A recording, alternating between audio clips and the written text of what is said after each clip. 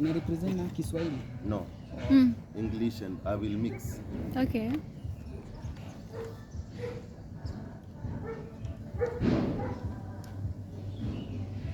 We are ready.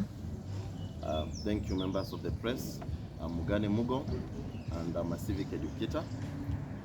First of all, let me say that we've come together, not just as young leaders or upcoming leaders, but as citizens that are dissatisfied with the direction in which our leadership is being steered. And we are living in very interesting times whereby truth has become dangerous, critical thinking is being treated like rebellion, social media expression is being treated like treason, and we've seen government advocates of good governance being maimed and being criminalized. And therefore, it is a deity matter that we need to revisit, and it is a moment that we need to come together as young people and as civic educators so that we can protect our democracy. I'd urge my fellow young people and fellow civic educators to come together across the nation so that we can impact the mind of the voter. I want to say that a ballot box is not something to joke with, and the choices we make at the ballot box are so powerful to influence generations.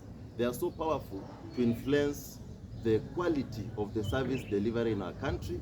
They are so powerful to influence the strength of our independent institutions. Therefore, we cannot continue making democratic choices on ignorance, on sympathy, on voter bribery, and even on tribal basis.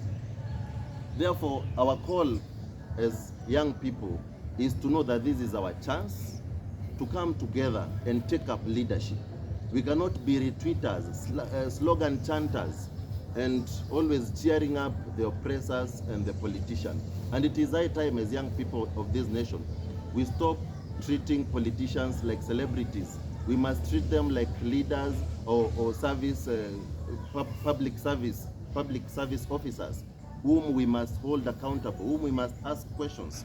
Therefore, we must rewrite the way things have been done in this nation. We must change the narrative whereby someone comes up, says that, you know, nilifukuzwa kambi fulani na nataka mnipatie kura because mnihurumie. We cannot use sympathy as a basis of vetting leaders. We cannot use the fact that someone was fired from a particular docket as a basis of giving them an elective position.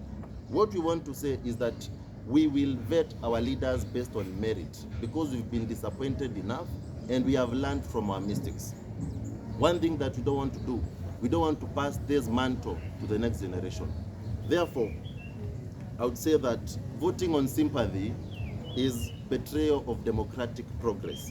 We must elect people not because of their surnames, not because they come from particular royal families, not because they gave us 500 or gave our mothers 200 and some lesos. We must vote our leaders based on integrity and performance from even dockets they have held previously. I would say that leadership is not a consolation prize. So we are not here to award the best person or the best victim who was crying on a podium. We are not here to award someone because they were chased from a particular ministry, a ministry that maybe they did nothing when they were in power. I'd like to urge our fellow young people to take up leadership position, not just to be spectators, but to be participants. But even before we become participants, we must know that we cannot participate in a democracy we don't understand. We cannot participate in a system we don't understand. So one of my call as a civic educator is to enable the voter to understand the system, is to enable the voter to understand the democratic process and the impact that particular democratic choices have to the future of this nation. Therefore, we must stop looking at politicians like celebrities. We must stop looking at political positions as impossibilities, because we are capable, and we don't have a shortage. The other day, we saw the government recycling people. In fact, it is even removing people that are in power to give them appointed position. Yet we have technocrats in this nation. We have young people that are learned in this nation. We must rewrite the history of how things are being done, and we must change the narrative. Thank you.